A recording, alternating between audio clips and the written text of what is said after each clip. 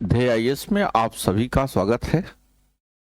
आज आलमबाग सेंटर पर हम लोग यूपी स्पेशल पेपर 5 के यूनिट 2 की बात करेंगे।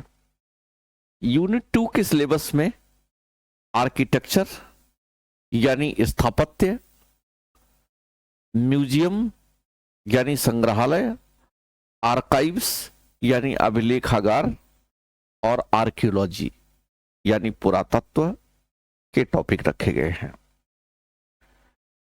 एग्जाम की दृष्टि से देखें तो इन सिलेबस से जो आर्किटेक्चर का पोर्शन है उसमें से इंपॉर्टेंट क्वेश्चन बन सकते हैं। आर्किटेक्चर में एंशियंट आर्किटेक्चर में अशोक के पिलर पूछे जा सकते हैं, अशोक के स्तंभ पूछे जा सकते हैं।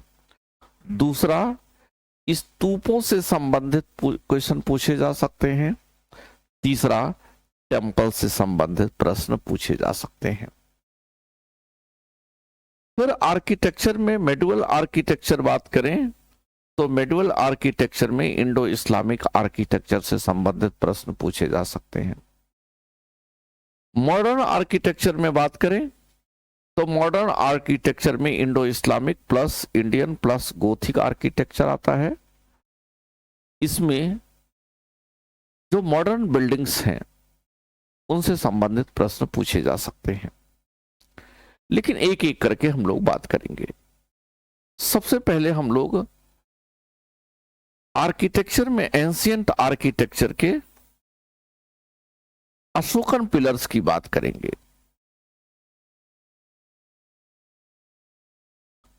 अशोकन पिलर्स कि अशोक के पिलर की खास बात क्या है। अगर हम अशोकन पिलर्स को देखें तो आप देखेंगे कि अशोक के पिलर्स इस प्रकार से इंडिपेंडेंटली खड़े हैं।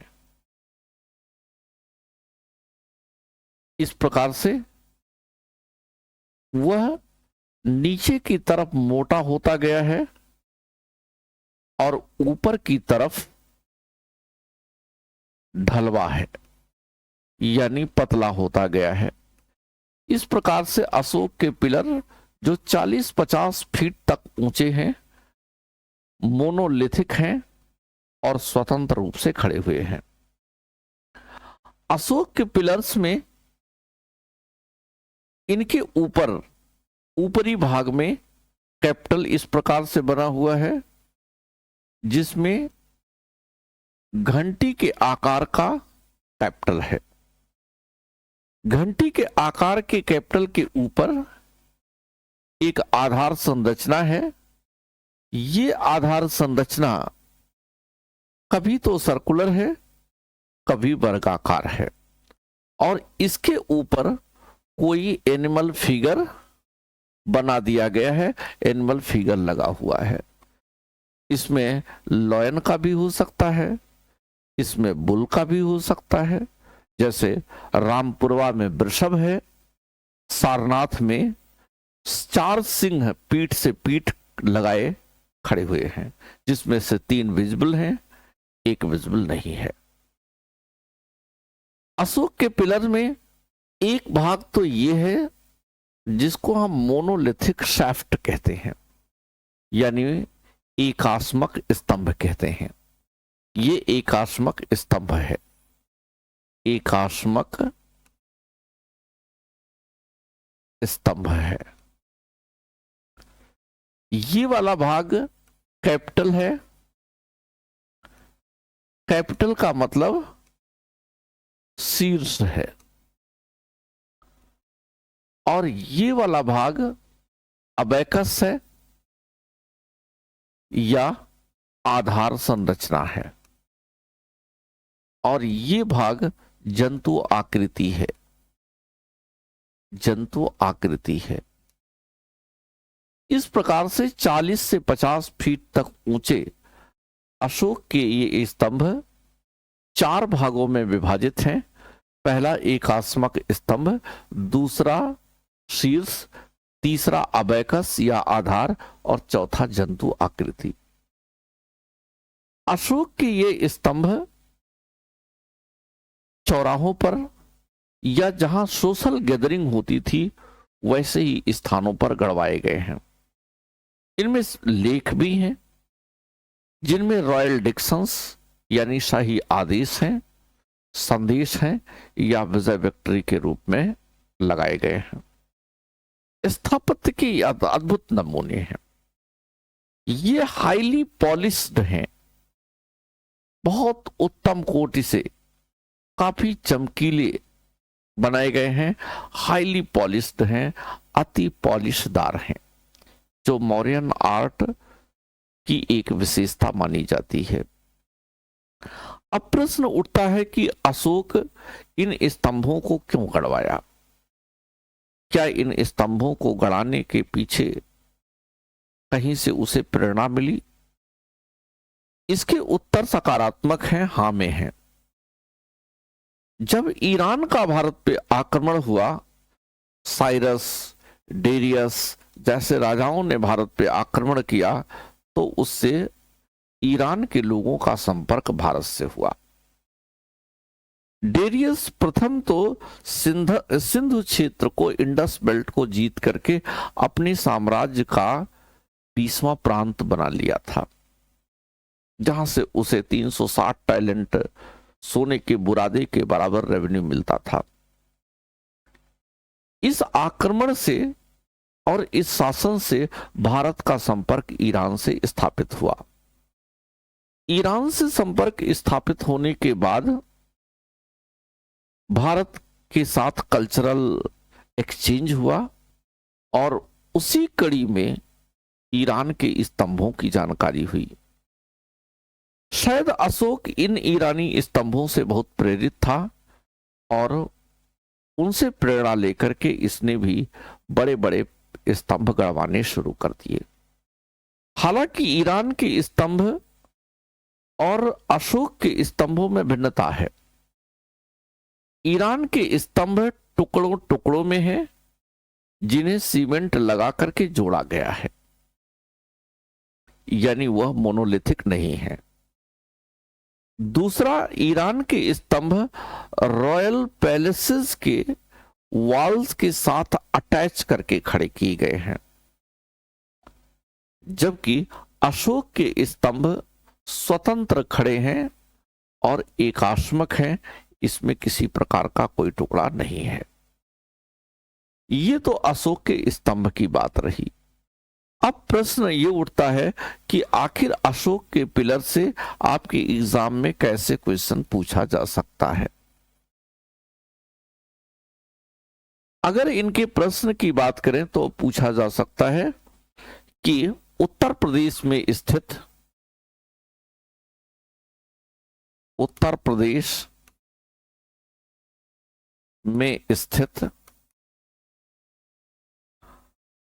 अशोक के स्तंभों की पहचान कीजिए।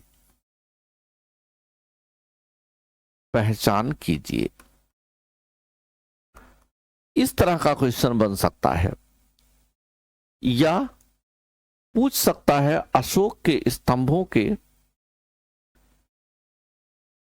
कलात्मक पहलू पर चर्चा कीजिए। तो अगर कलात्मक पहलू पर प्रश्न बनता है तो सबसे पहले ये दिखाइए कि अशोक के स्तंभ किस प्रकार के हैं। दिखाइए कि अशोक के स्तंभ 40-50 फीट ऊंचे हैं, जो ऐसे स्थानों पर गड़े हैं जहां सोशल गैदरिंग होती थी या चौराहे हैं। ये अशोक के स्तंभ अति पॉलिशदार हैं, अति चमकीले हैं, जिसके 4 भाग हैं। एक भाग एकात्मक स्तंभ का है, दूसरा भाग शीर्ष का है यानी कैपिटल का है, तीसरा भाग आधार का है, अबैकस का है, और चौथा भाग जंतु आकृति का है। इनको दिखाइए और फिर इसमें दिखाइए कि अशोक के ये स्तंभ ईरानी स्तंभ से प्रेरित थे। हालांकि ईरानी स्तंभों और अशोक के स्तंभों में अंतर है। ईरानी स्तंभ खंडवत हैं जिन्हें जोड़ जोड़ करके खड़ा किया गया है, और वह किसी शाही भवन के साथ, शाही भवन की दीवारों के साथ अटैच करके खड़ा किया गया है। एक तो यह प्रश्न। दूसरा प्रश्न जो हमने लिखा कि उत्तर प्रदेश में स्थित अशोक के स्तंभों की पहचान कीजिए। तो जो उत्तर प्रदेश में अशोक के पिलर्स हैं उनको पहचानना है, लेकिन यहां भी पहले नंबर इंट्रो लिखेंगे। इंट्रो लिखने के बाद बॉडी ऑफ आंसर में आएंगे, उत्तर के मुख्य भाग में आएंगे, और फिर उत्तर के मुख्य भाग में जितने अशोक के स्तंभ हैं यूपी में सारे स्तंभों को मेंशन करके दो दो लाइन सब पर लिख देंगे। जैसे सारनाथ का स्तंभ है, जैसे सोहगौरा का स्तंभ है, सोहगौरा का स्तंभ है। इस प्रकार से जितने 8 स्तंभ हैं, 8 स्तंभों की बात करेंगे और लास्ट में कंक्लूड करेंगे, यानी कंक्लूजन लिखेंगे। और कंक्लूजन में लिखेंगे कि अशोक के ये स्तंभ शाही प्रतीक हैं जो उत्तर प्रदेश के भिन्न भिन्न स्थानों पर हैं। कलात्मक दृष्टि से यह उच्च कोटि के हैं। इतना आप कंक्लूजन में दिखा देंगे तो यह आंसर पूरा हो जाएगा। यानी 2 तरह से अशोक के स्तंभों पर प्रश्न पूछे जा सकते हैं, एक तो कला की दृष्टि से और दूसरा अशोक के स्तंभों की पहचान की। इस वीडियो में हम लोग इतना ही बात करेंगे। अगले वीडियो में फिर हम अपने नए टॉपिक के साथ प्रस्तुत होंगे।